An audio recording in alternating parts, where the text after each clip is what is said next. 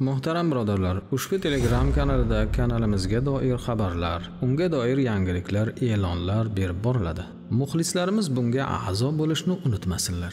A'udhu billahi minash shaytonir rojim. Bismillahirrohmanirrohim. Alhamdulillah. Assalatu vassalamu ala sayyidina Muhammad sallallohu alayhi vasallam. Assalomu alaykum muhtaram birodarlar, barchangizga Allohning marhamati va ofiyati bo'lsin.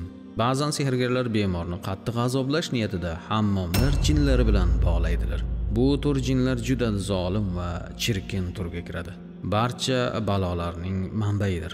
Rasululloh sallallohu alayhi vasallam xalo va hammomlarga kirishda ehtiyot bo'lishga, u yerda chirkin jinlar bo'lishini ogohlantirib, ular yomonligidan Allohdan panoh so'rardilar.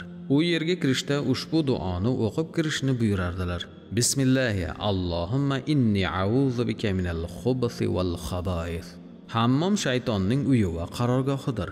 Unga kirishda o'z odoblariga rioya qilish lozim.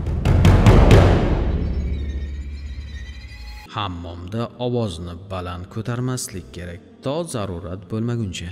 She'r yoki qo'shiqlar xirgoya qilmaslik, belgilangan avratlarni ochmaslik, chiqqanda Allohga uni iflosliklardan poklagani uchun hamd sanolar aytish, tunda hammomga suv tashlamaslik, hammomda qo'rqmaslikka harakat qilish, hamma ish Allohning izni ila bo'lishini o'ylash.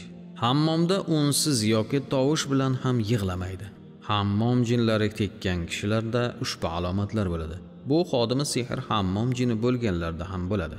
Birinchi, bemor hammomga kirib yolg'iz o'tirishni juda ham yoqtiradi. Ikkinchi, ba'zan hammomga kirganda uyqu bosib uxlab qolaveradi.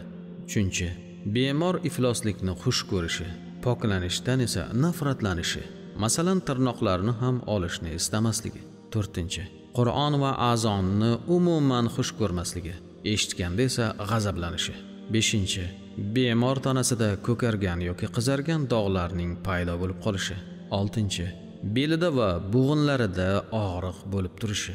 Muolajasi: bu tur jinlarni xossatan Qalam surasi kuydirib yuborish xossasiga ega bo'lib, ruqiyachidan 3 kun o'qib dam solishni, suvga dam solib berishni so'rash lozim bo'ladi. Suvni tez-tez ichib turish kerak.